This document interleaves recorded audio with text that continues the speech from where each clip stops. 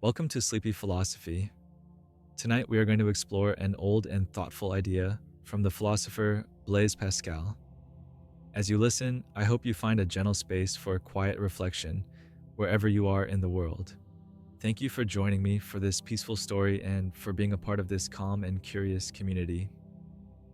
This episode is about a simple but intriguing question. How do we make choices when we do not know all the answers? We'll look closely at Pascal's wager, a gentle invitation to think about belief, faith, uncertainty, and the quiet moments when we must choose without knowing for sure what is true. If you find these stories comforting or intriguing, I would be grateful for a like or a subscribe. It helps this gentle community grow and makes it possible to share more thoughtful philosophy stories like this one. I also enjoy hearing where you're listening from and what time it is for you, so feel free to share in the comments. Now let's turn quietly to tonight's story.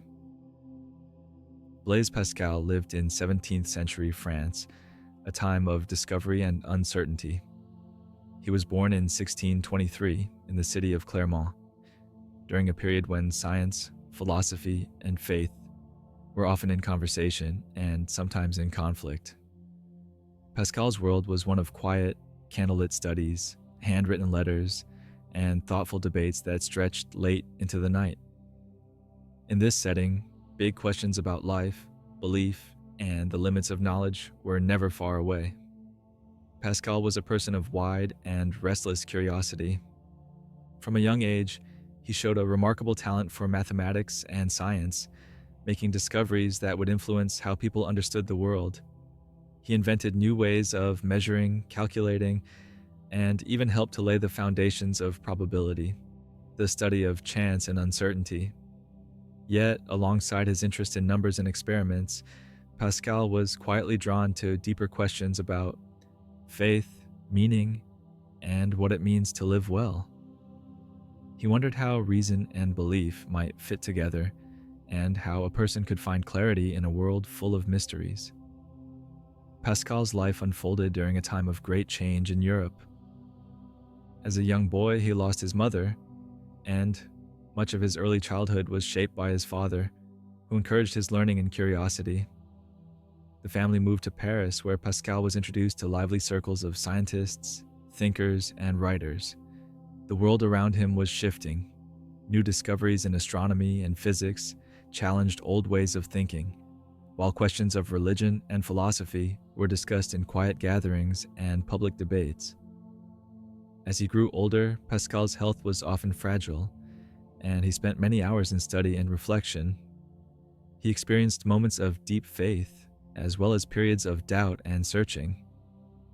The France of Pascal's day was marked by both religious devotion and intellectual change, and these contrasts shaped his thinking. In this world of uncertainty and possibility, Pascal's gentle search for understanding led him to wonder about the nature of belief and the choices people make when answers are not always clear. Pascal's curiosity moved easily between the world of numbers and the mysteries of faith.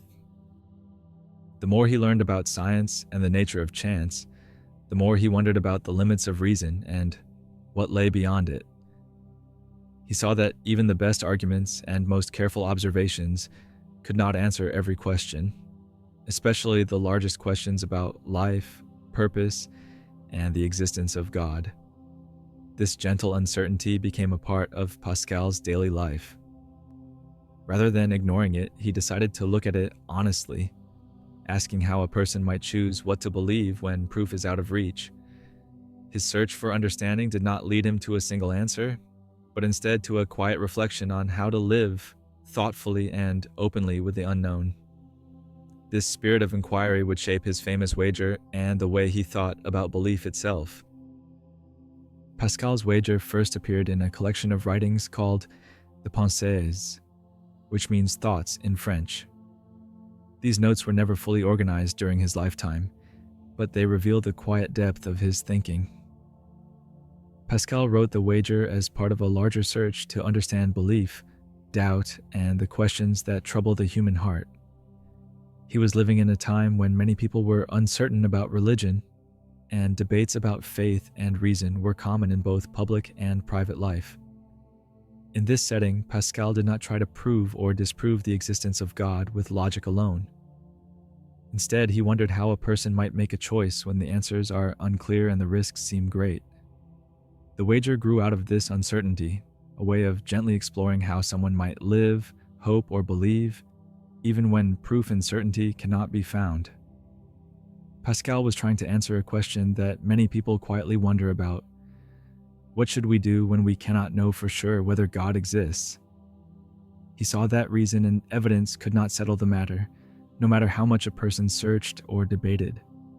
For those who found themselves caught between belief and doubt, the question became practical rather than theoretical. How should one live?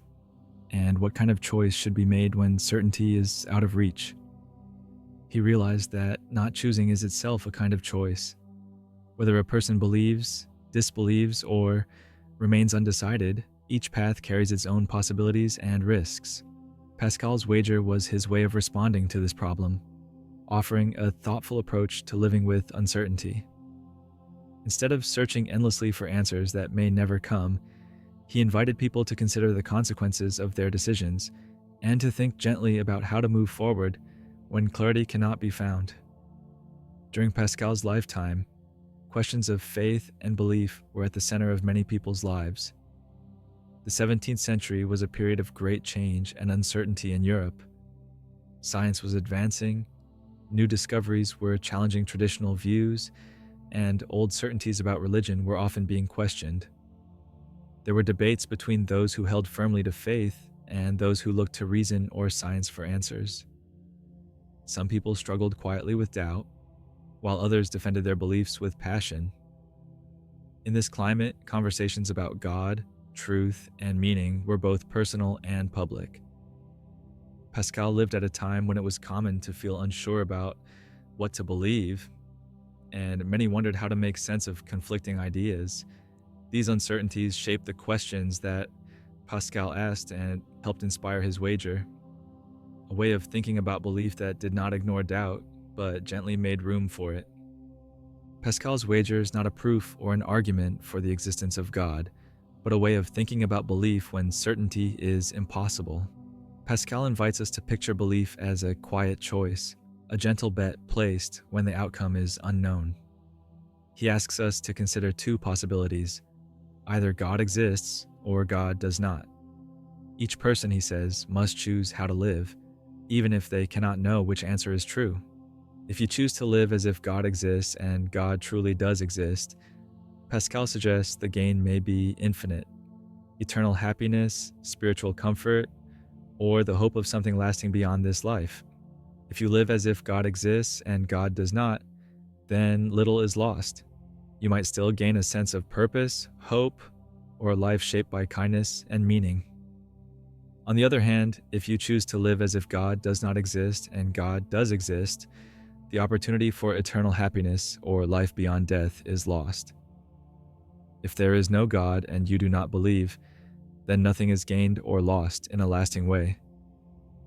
Your life simply reflects that choice. Pascal's wager, then, is a gentle invitation to think about which risks and hopes you are willing to live with. It does not demand belief or ignore doubt, but encourages quiet reflection on how each person chooses to move forward in uncertainty and what those choices might mean for their own sense of peace. Pascal's wager has inspired many thoughtful responses, and not everyone agrees with its approach. Some people have gently pointed out that the wager does not consider all of the different beliefs and possibilities that exist in the world. There are many religions and understandings of God, and the wager does not help someone choose between them. This raises the question of what happens if a person bets on one path, only to find that another might have been true.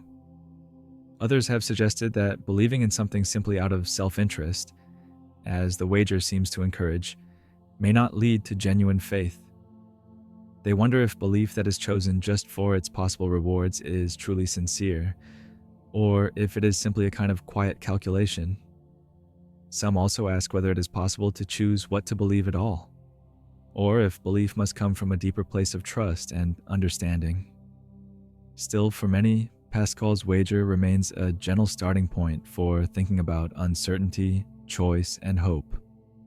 It opens the door to further reflection and conversation, even if it does not offer a final answer. By considering the criticisms and questions, we see that the wager is not a perfect solution, but rather a thoughtful invitation to look more closely at how we live with uncertainty. Some people feel that Pascal's wager is too simple for a question as deep as faith. They point out that belief is often shaped by honest doubt, personal experience, and quiet searching, rather than by weighing risks and rewards. For many, faith and uncertainty are woven together in ways that cannot be measured or calculated. Others note that the wager's approach may overlook the quiet struggles and questions that are part of many people's journeys. Genuine belief often grows slowly and changes over time, sometimes including periods of doubt or wonder.